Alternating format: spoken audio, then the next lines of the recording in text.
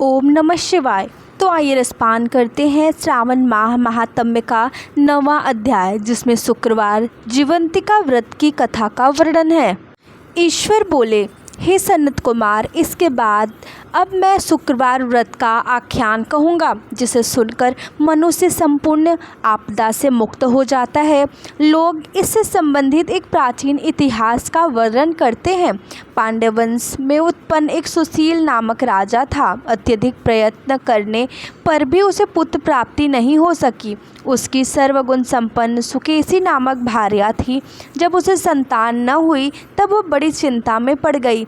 तब स्त्री स्वभाव के कारण अति साहस युक्त मन वाली उसने मानसिक धर्म के समय प्रत्येक महीने में वस्त्र के टुकड़ों को अपने उदर पर बांधकर उदर को बड़ा बना लिया और अपनी प्रसूति का अनुकरण करने वाली किसी अन्य गर्भिणी स्त्री को ढूंढने लगी।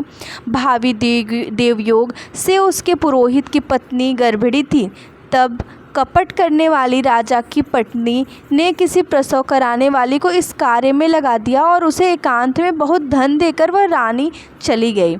उसके बाद रानी को गर्भिणी जानकर राजा ने उसका पुष्पन और अनवलोकन संस्कार किया। 8वां महीना होने पर सीमन्योन्नयन संस्कार के समय राजा अत्यंत हर्षित हुए। इसके बाद उस पुरोहित पत्नी का प्रसव काल सुनकर वह रानी भी उसी के समान सभी प्रसव संबंधी चेष्टाएं करने लगी। पुरोहित की पत्नी चूंकि पहली बार गर्भवती थी, अतः प्रसूति कार्य के प्रति वह अनभिज्ञ थी और केवल प्रसव कराने वाली दाई के ही कहने में स्थित थी। तब उस दाई ने पुरोहित पत्नी के साथ छल करते हुए उसके नेत्रों पर पट्टी बांध दी और प्रसव के समय उसके पैदा हुए पुत्र को किसी के हाथ से रानी के पास पहुंचा दिया।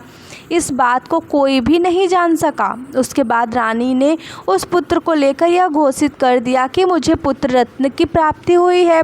इन सब के बाद दाई ने पुरोहित की पत्नी की आंखों की पट्टी खोल दी। दाई अपने साथ मांस का एक पिंड लाई थी और उसने वह उसे दिखा दिया। फिर उसके सामने आश्चर्य तथा दुख प्रकट करने लगी कि यह कैसा अनिष्ट हो गया और कहने लगी कि अपने पुरोहित पति से इसकी शांति जरूर करवा लेना। कहने लगी कि संतान नहीं हुई कोई बात नहीं, पर तुम जीवित हो यह अच्छी बात है।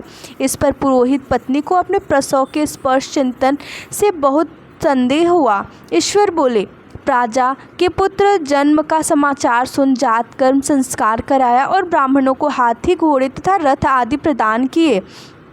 राजा ने कारागार में पड़े सभी कैदियों को प्रसन्नतापूर्वक मुक्त करा दिया। उसके बाद राजा ने सूतक के अंत में नामकरण तथा अन्य सभी संस्कार किए। उन्होंने पुत्र का नाम प्रियव्रत रखा। हे सनत कुमार, श्रावण मास के आने पर पुरोहित की पत्नी ने शुक्रवार के दिन भक्तिपूर्वक देवी जीवंतिका का पूजन किया। दीवार पर अनेक बालकों सहित देवी जीवंतिका की मूर्ति लिखकर पुष्प तथा माला से उनकी पूजा करके गोधूम की पीठी के बनाए गए 5 दीपक उनके सम्मुख उसने जलाए और स्वयं भी गोधूम का चूर्ण भक्षण किया और उनकी मूर्ति पर चावल फेंका और कहा, हे जीवंती, हे करुणा वे, जहाँ भी मेरा पुत्र विद्यमान हो आप उसकी रक्षा करना। यह प्रार्थना करके उसने कथा सुनकर यथाविधि नमस्कार किया। तब जीवंतिका की कृपा से वह बालक दीर्घ आयु हो गया और वे देवी उसकी माता की श्रद्धा भक्ति के कारण दिन रात उस बालक की रक्षा करने लगी।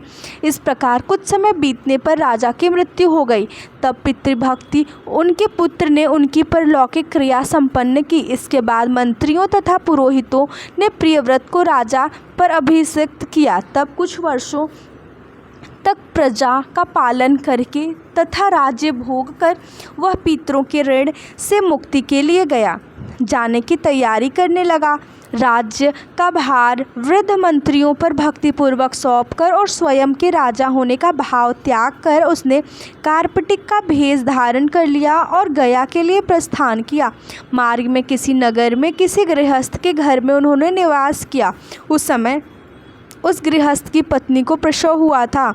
इसके पहले षष्ठी देवी ने उसके 5 पुत्रों को उत्पन्न होने के 5वें दिन मार दिया था। यह राजा भी उस समय 5वें दिन ही वहां पहुंच गया। रात में राजा ने सो जाने पर उस बच्चे को ले जाने के लिए षष्ठी देवी आई। जीवंतिका देवी ने उस षष्ठी देवी को यह कहकर रोका कि राजा को लांग कर मत जाओ। तब जीवंतिका ने रोकने पर वह षष्ठी जैसे आई थी वैसे ही चली गई। इस प्रकार उस गृहस्वामी ने उस बालक को 5वें दिन जीवित रूप में प्राप्त किया। ये लोग इतने प्रभाव वाले हैं, यह देखकर उस गृहस्थ ने राजा से प्रार्थना की, हे राजन, आपका निवास आज के दिन मेरे ही घर में हो। हे प्रभु, आपकी कृपा से मेरा यह छठा पुत्र जीवित रह गया है। उसके इस प्रकार प्रार्थना करने पर करुणानिधि उस राजा ने कहा कि मुझे तो गया जाना है। तब राजा गया के लिए प्रस्थान कर गए। वहाँ पिंडदान करते समय विष्णुपद वेदी पर कुछ अद्भुत घटना हुई। उस पिंड को ग्रहण करने के लिए 2 हाथ निकल कर आए। तब महान विस्मय युक्त राजा संशय में पड़ गए और पुनः पिंडदान कराने वाले ब्राह्मण से कहने लगे, पर उन्होंने विष्णु पद पर पिंड रख दिया। इसके बाद उन्होंने किसी ज्ञानी तथा सत्यवादी ब्राह्मण से इस विषय में पूछा। तब उस ब्राह्मण ने उनसे कहा कि ये दोनों हाथ आपके पीतर के थे। इसमें संदेह हो तो घर जाकर अपनी माता से पूछ लीजिए, वह बता देंगी। तब राजा चिंतित तथा दुखी हुए और मन में अनेक बातें सोचने विचारने लगे। वे यात्रा करके पुनः वहाँ गए जहाँ वह बालक जीवित हुआ था। उस समय भी उस स्त्री को पुत्र उत्पन्न हुआ था और वह उसका 5वां दिन था। वह जो दूसरा पुत्र हुआ था उसे लेने रात में फिर वहीं षष्ठी देवी आई। तब जीवंतिका के दोबारा रोके जाने पर उस षष्ठी देवी ने उनसे कहा, इसका ऐसा क्या कृत्य है, अथवा क्या इसकी माता तुम्हारा व्रत करती है जो तुम रात दिन इसकी रक्षा करती हो। तब षष्ठी का यह वचन सुनकर जीवंती ने धीरे से मुस्कुराकर इसका सारा कारण बताया। उस समय राजा शयन का बहाना बनाकर वास्तविकता जानने के लिए जाग रहा था। अतः उन्होंने जीवंती और षष्ठी दोनों की बातचीत सुन ली। जीवंती ने कहा, हे षष्ठी, श्रावण मास में शुक्रवार को इनकी माता मेरे पूजन में रत रहती हैं और व्रत के संपूर्ण नियम का पालन करती हैं। वह सब मैं आपको बताती हूँ। वह हरे रंग का वस्त्र तथा कंचुकी नहीं पहनती हैं और हाथ में उस रंग की चूड़ी भी नहीं धारण करती हैं। वह चावल के धोने के जल को कभी नहीं लांघती, हरे पत्ते के मंडप के नीचे नहीं जाती और हरे वर्ण का होने के कारण करेले का साग भी वह नहीं खाती हैं।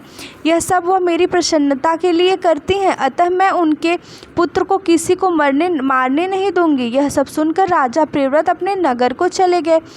उनके देश के सभी नागरिक स्वागत के लिए आए। तब राजा ने अपनी माता से पूछा, हे माता, क्या तुम जीवंतिका देवी का व्रत करती हो?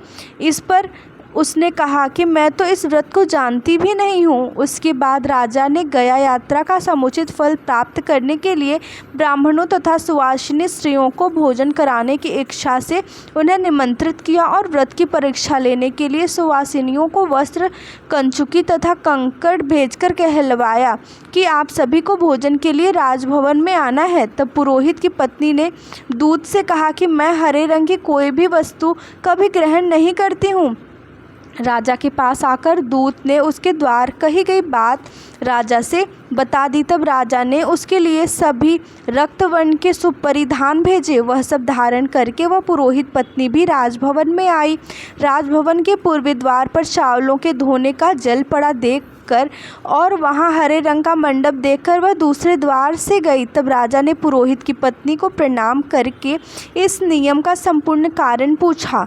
इस पर उसने इसका कारण शुक्रवार का व्रत बताया। उस प्रिय व्रत को देखकर उसके दोनों स्तनों में से बहुत दूध निकलने लगा। दोनों वक्ष स्थलों ने उस राजा को दुग्ध की धाराओं से पूर्ण रूप से सिंचित कर दिया। तब गया में विष्णुपदी पर निकले दोनों हाथों जीवंतिका तथा षष्ठी दोनों देवियों के वार्तालाप तथा पुरोहित पत्नी के स्तनों से दूध निकलने के द्वारा राजा को विश्वास हो गया कि मैं इसी स्त्री का पुत्र हूँ। उसके बाद पालन पोषण करने वाली माता के पास जाकर विनम्रतापूर्वक उन्होंने कहा, हे माता, डरो मत, मेरे जन्म का वृत्तांत सत्य सत्य बता दो। यह सुनकर सुंदर केसों वाली रानी ने सब कुछ सच सच बता दिया। तब प्रसन्न होकर उन्होंने जन्म देने वाले अपने माता पिता को नमस्कार किया और संपत्ति से वृद्धि को प्राप्त कराया।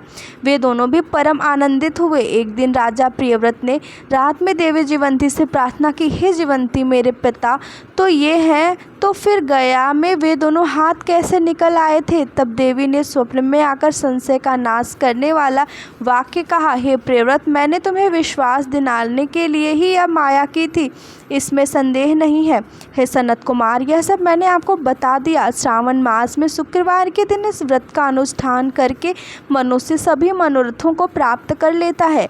इस प्रकार श्री स्कंद महापुराण के अंतर्गत ईश्वर सनत कुमार संवाद में श्रावण मास महात्म्य में शुक्रवार जीवंतिका व्रत कथन नामक 9वां अध्याय समाप्त हुआ। ओम नमः शिवाय।